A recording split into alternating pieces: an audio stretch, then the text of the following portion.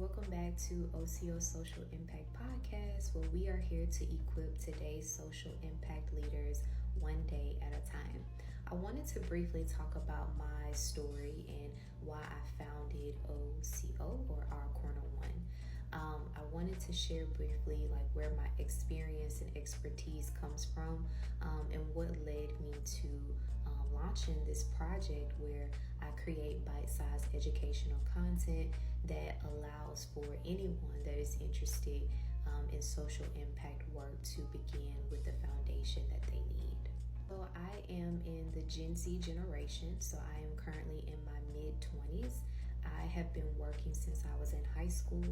I was a part of a high school where there was a work-study program to help us pay for school.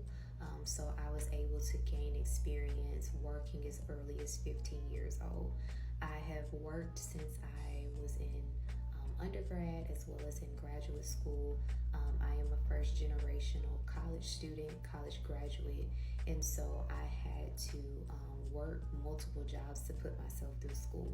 I have always had a knack for serving others because I was a recipient of a lot of the services through different nonprofit programs and projects that were going on in my hometown due to coming from a low-income background.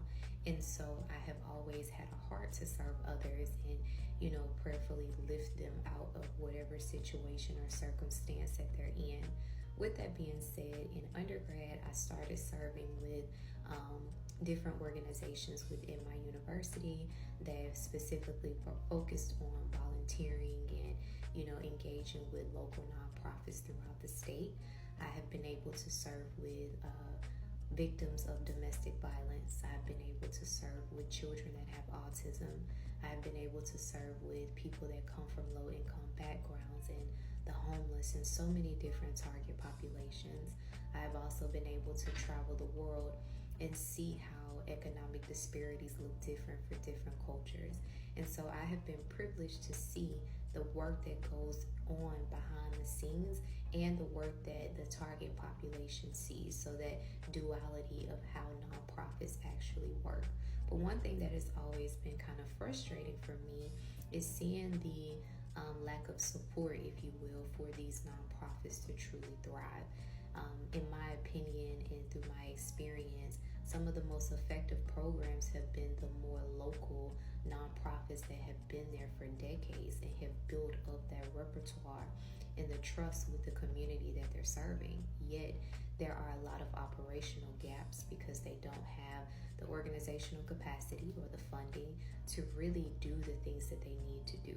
And it's not to say that there is nothing wrong with scaling and becoming a larger nonprofit, but I do believe that there should be voices at the table that represent those that are on the ground in the communities, building the trust, really putting their hands to the plow to make sure that there is effective impact going on. Another area that I've been able to just glean from throughout my experience is, working in higher education. I have been in higher education for the last 4 years, and I have particularly engaged with programmatic work to help underrepresented students pursue their PhD or their graduate degree of their choice.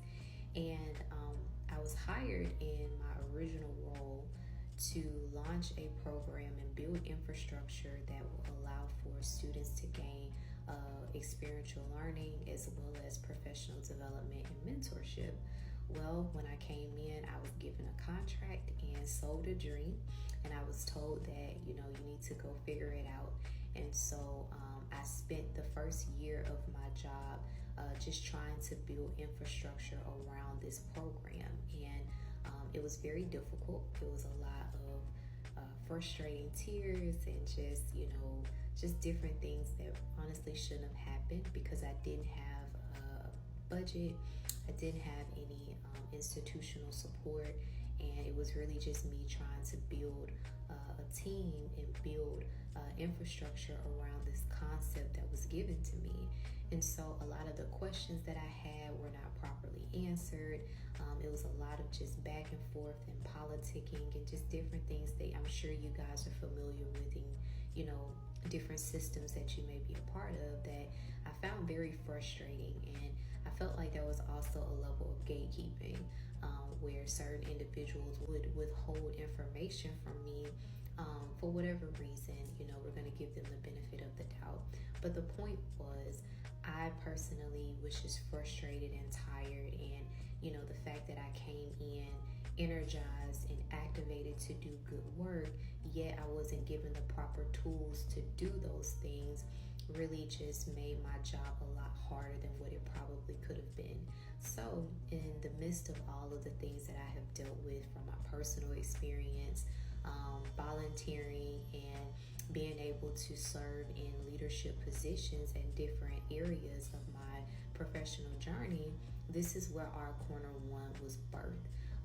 The goal of my channels and the platforms that I'm on is to provide educational content to those that are interested in social impact work, but there may be certain barriers to entry for you.